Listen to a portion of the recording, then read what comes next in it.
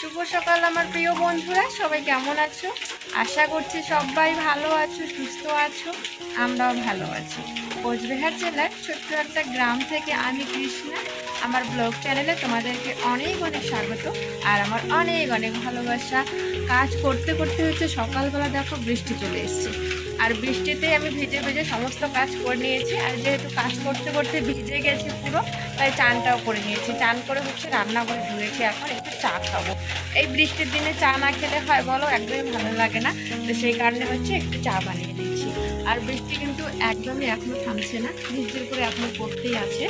আর ওদিকে হচ্ছে আমার চাও হয়ে গেছে।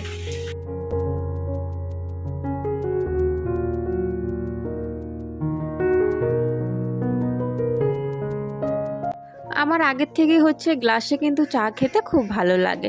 তো সেই কারণে হচ্ছে আমি গ্লাসে করে চা নিয়ে গেলাম, ওই ঘরে গিয়ে চাটা খেয়ে আবার রান্নাঘরে চলে আসলাম। রান্না বসাতে হবে, সেই কারণে 4টা কাঁচা কলা আছে, 4টা কি 5টা আছে কাঁচা কলা। তো কাঁচা কলাগুলো সেরকম আমার ভালো লাগে না, তরকারি তো কেন জানি ভালো লাগে না, আমার ভালোই লাগে না। তবে প্রীতমের আবার নিয়ে এসছে, যেহেতু নষ্ট তো করা যাবে না, তো সেই কারণে হচ্ছে ভাজা করব। ভাজাটাই একটু যা ভালো লাগে, তাছাড়া আমার একদমই ভালো লাগে না কাঁচা কলা। তো হচ্ছে 3টে কাঁচা কলা আমি কেটে নিলাম ভাজা করার জন্য পাতলা পাতলা করে। আর এদিকে হচ্ছে আমি কষ কেটে নিচ্ছি। একজন কমেন্ট করেছিলে কষটা কি, এই যে দেখছো এটাই হচ্ছে কষ। জানি না কে কি নামে বলে, তবে আমরা হচ্ছে কষ বলি। তো কষটা হচ্ছে নিরামিষভাবেও, আলু আর হচ্ছে কষ নিরামিষভাবেও বানিয়ে খাওয়া যায়। আর আমি বানাই হচ্ছে একরকম করে, কি বলো তো, ঘষে, কষটা ঘষে হচ্ছে বানাই একটু মাখা মাখা করে। তো ওটা আজকে বানাবো না, আজকে ভাবছি একটু মাখা মাখা ঝোল ঝোল টাইপের একটু মাখা মাখা আলু দিয়ে কষটা বানাবো নিরামিষভাবে আর কি।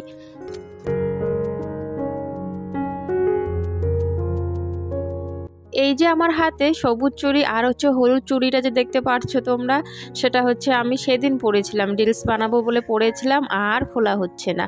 মানে এমনিতে হচ্ছে একটু টাইট আর কি, ছোট ছোট হয় একটু আর কি, খোলার সময় না অনেকটাই কষ্ট হয়। তো সেই কারণে ওই যে আর কি চুড়িটা পরেছি আর খুলছি না।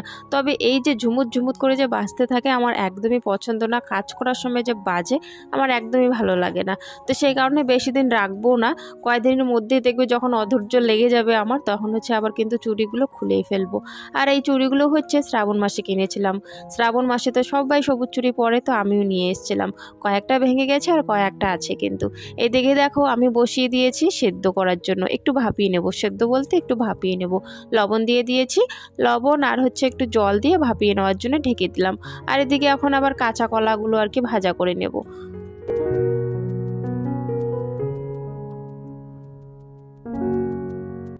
কয়েকদিন ধরে না গ্যাসে রান্না করতে হচ্ছে, কারণ হচ্ছে আমার একদমই খেয়াল ছিল না। এটা আমার খুবই আর কি, কি বলবো, মাথার থেকে ছিল না, একদমই আর কি মাথাতে ছিল না। খুব ভুল আর কি করে ফেলেছি। মানে যখন বৃষ্টি হচ্ছিলো ভেবেছিলাম এখন তো আর বৃষ্টি নেই, হয়তো ওই একটুখানির জন্য হবে বা একদিনই হবে, তারপরে কমে যাবে। মানে বৃষ্টি হওয়ার আগে যে আমি সেই ব্যবস্থাটা করে রাখবো না, সেই ব্যবস্থাটা করে রাখতে পারিনি। কি বলো তো, এই যে খড়িগুলো বাইরে কিন্তু অনেক খড়ি শুকনো আছে, তবে ডালগুলো ভাঙানি সেরকম করে, এলোমেলো হয়ে পড়ে আছে, ওখান থেকে এনে এনে রান্না করছিলাম। আর হচ্ছে 1 বোঝা আমি এনে রেখেছি ঘরে, তো বাড়িতে রেখেছি। তো সেই 1 বোঝাটা হচ্ছে বৃষ্টির আসার আগে হচ্ছে আমি প্লাস্টিক দিয়ে না ঢেকে রাখতে পারিনি, মনেই ছিল না, ওই দিকটা আমার খেয়ালই ছিল না একদমই। তো সেই হচ্ছে খড়ির বোঝাটা না ভিজে গেছে, তবে এখন প্লাস্টিক দিয়ে ঢেকে রেখেছি। এখন ঢেকে রাখলে কি হবে, তখন তো আর ঢাকি নেই না আমি, তো সেই কারণে ভিজে গেছে। এখন ওই যে রান্নার সমস্যা একটু, তো সেই কারণে গ্যাসেই রান্না করতে হচ্ছে। আগে হচ্ছে কাঁচা কলাটা ভাজা করে নিলাম, তারপরে হচ্ছে শুকনো লঙ্কা, তেজপাতা, পাঁচফোড়ন আর হচ্ছে তোমার আদা এসব দিয়ে হচ্ছে আমি যে কষ আর আলুটা ভাপিয়ে নিয়েছিলাম সেটা দিয়ে দিয়েছি। আর সেটা দিয়ে হচ্ছে একটু নিরামিষ তরকারি করব। আর একটু পর হচ্ছে আদা বাটা আর একটু জিরে বাটা দিয়ে দেব।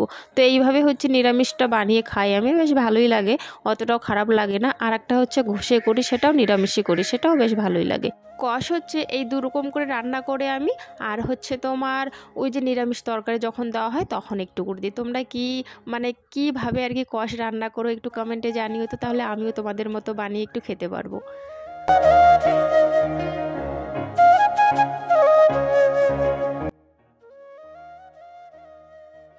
রান্না আমার হয়ে গেছে। এই যে হচ্ছে তোমার ওই যে কাঁচা কলা ভাজা ভাজা করেছি, আর হচ্ছে এই যে নিরামিষ তরকারি, এটা দিয়ে হচ্ছে খাওয়া দাওয়া হবে সকালবেলা আর কি। আর ভাত তো হয়ে গেছে, গ্যাসে অল্প করে রান্না করেছি।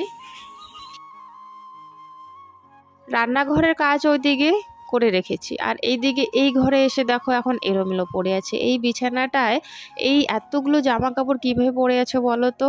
আমাদের ওইদিকে যে টেবিলটা আছে, টেবিলটায় কিন্তু আমি প্রীতম আর প্রীতির মানে যেগুলো সবসময় পরে চান করার পর সেই জামা কাপড়গুলো কিন্তু আমি রাখি টেবিলটার মধ্যে। তো সেই টেবিলের উপরে হচ্ছে প্রীতম এখন বলছে বই রাখবে, কারণ এখন তো বইয়ের সংখ্যাটা ওর বাড়ছে। প্রাইভেটেও অনেকটা খাতা, অনেকগুলো বই, স্কুলের অনেকগুলো খাতা বই।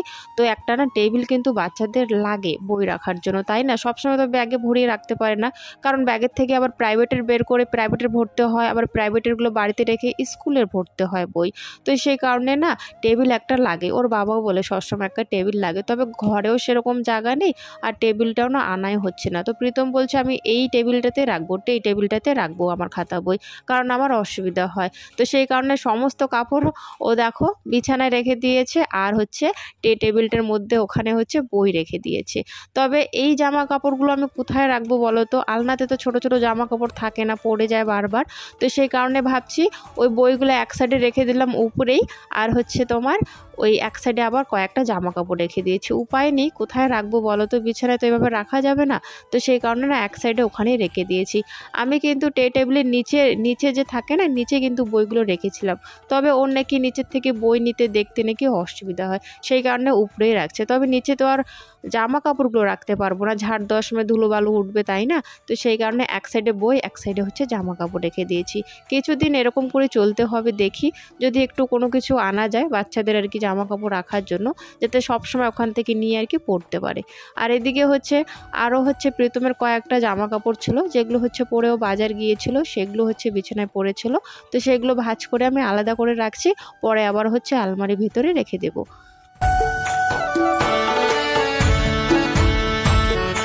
বাইরে হচ্ছে বৃষ্টি হচ্ছে, সকাল থেকে বৃষ্টি হচ্ছে। তো রান্নাঘর থেকে এই ঘরে, এই ঘর থেকে ওই ঘরে তো যাওয়া আসা করতে হয়। তো সেই কারণে না দেখো নাইটিটা আমার পিছন দিয়ে ভিজেই গেছে সম্পূর্ণটাই আর কি। তবে ওটা চেঞ্জ করার আগে হচ্ছে আবার কাজ করতে করতে শুকিয়ে যায়, সেই জন্য আর আমি চেঞ্জ করি না। আর এই যে একটুখানির জন্য এই ঘর ওই ঘর যাওয়া আসার মধ্যে যে ছাতাটা নেব না, সেটা আবার আমার একদমই ভালো লাগে না। অতটুকুর জন্য আবার ছাতা নাও, খোলো, আবার আসো, বন্ধ করো, রাখো। তো আমি না এইভাবেই চলে যাই। তো সেই কারণে হচ্ছে আমি না বৃষ্টির সময় না একটু বেশি আর কি ভিজে যাই। এদিকে বিছানাটা ঠিক করে নিচ্ছি এখন, আর এই চাদরটা হচ্ছে প্রীতি পেতেছিল, মানে আগের চাদরটা হচ্ছে তুলে রেখেছে, আর নতুন একটা চাদর হচ্ছে ও পাতছে আর কি বিছানায়। তবে পাতা তো ভালো করে হয়নি, তো আমি এখন হচ্ছে ভালো করে ঠিক করে দিচ্ছি।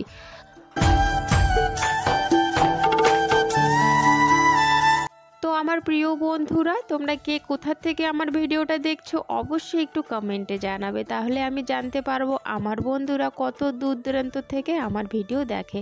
আর তোমরা অনেকেই কমেন্ট করে জানাচ্ছ তোমরা অনেক জায়গার থেকে দেখছো, আমার সেটা দেখে ভীষণ ভালো লাগে, সত্যি খুব ভালো লাগে আমার। তোমরা যে এত দূর দূর থেকে আমার ভিডিওগুলো দেখো না, আমার খুব ভালো লাগে। আর অনেকে কালকের ভিডিওতে বলেছো ব্লিচিং পাউডার দিয়ে শ্যাওলাগুলো তুলতে। তো ঠিক আছে, আমি এখন থেকে হচ্ছে প্রীতম বাবাকে বলবো বাজার থেকে ব্লিচিং পাউডারটা নিয়ে আসবে, সেটা দিয়ে তুলবো। তবে কি বলো তো, আগেও কিন্তু আমি শুনেছি ব্লিচিং পাউডারের কথাটা, তবে ওটার না একটা কীরকম জানি গন্ধ, অনেকের বাড়িতে যাই তো কলে পারে দেয়, তো গন্ধটা না জানি কেমন জানি। তো সেই জন্যে হচ্ছে প্রীতমের বাবাকে আমি আনতে বলি না।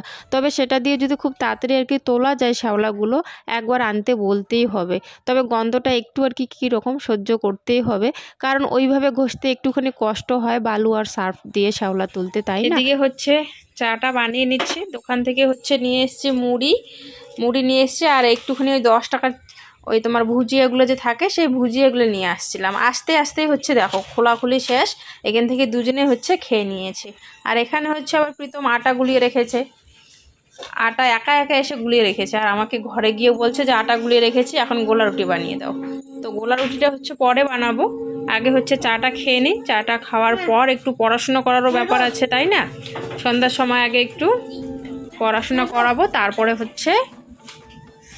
হচ্ছে কিন্তু গোলা রুটিটা বানিয়ে দেব। আগে চাটা খেয়ে নিই। চা খাওয়ার পর হঠাৎ করে যখন এই ঘরটা তালা দিতে আসলাম তখন দেখি এই যে সকালবেলা প্রীতি যে প্রাইভেট পড়েছিল আর জানলাটা বন্ধ করাই হয়নি। আর আমি এই যে তোমাদেরকে বলেছিলাম আমার না এই ঘরে আসাই হয় না, বেশি আমি আসি না, কারণ এই ঘরে আমার তেমন কোনো আর কি দরকার পড়ে না, তো সেই কারণে এই ঘরে না খুব কম আসা। সন্ধ্যার দিকে হচ্ছে প্রীতি কিন্তু সব লাইট জ্বালিয়েছিল আর আমার খেয়াল ছিল না ওইদিকে জানলা খোলা আছে। প্রীতিও আর আমাকে বলেনি, তো তালা দিতে এসে দেখি যে ওই জানলাটা খোলা, তো জানলাটা বন্ধ করে দিয়ে লাইটটা অফ করে ঘরটা আমি তালা দিয়ে দিলাম, কারণ এই ঘরে তো আমরা থাকি না, আমরা তো আমাদের ঘরে থাকি, সেই কারণে। এদিকে আবার এসে ওদেরকে একটু বই পড়াচ্ছিলাম।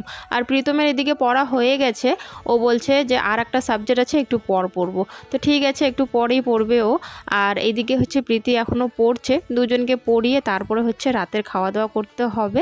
রাতে হচ্ছে ভাত কিন্তু করা আছে আর গোলা রুটি একটু আগে বানিয়ে দিলাম, তো গোলা রুটিটা যেহেতু খেয়েছে সেরকম আর ওদের খিদেও নেই আর কি, যতটা ভাত আছে হয়ে যাবে আমাদের সবার আর কি, তো সেই কারণে রাতে আর রান্না করব না। এদিকে হচ্ছে দেখো দুজনে ওস্তাদগিরি করে মশারি টাঙাচ্ছে, আমি ওদেরকে বললাম তোরা পারবি না থাক আমি করছি, তবে এই যে ওস্তাদগিরি করে ও এদিকে হচ্ছে মশারিটা লাগাচ্ছে আর ওইদিকে ও লাগাচ্ছে, তবে এক ফোঁটাও হয়নি বান দেওয়া সেরকম করে, আমি হচ্ছে খুলে আবার ভালো করে বান দিয়ে দিলাম। দুজনে হচ্ছে অনেক সময় আমার কাজে অনেক হেল্প করে, না বললেও করে আর কি, দুজনেই আর কি। আবার অনেক সময় বলতে বলতে বলতে আমার মুখ ব্যথা হয়, তা ওদের দ্বারা আমি করিয়ে নিতে পারি না।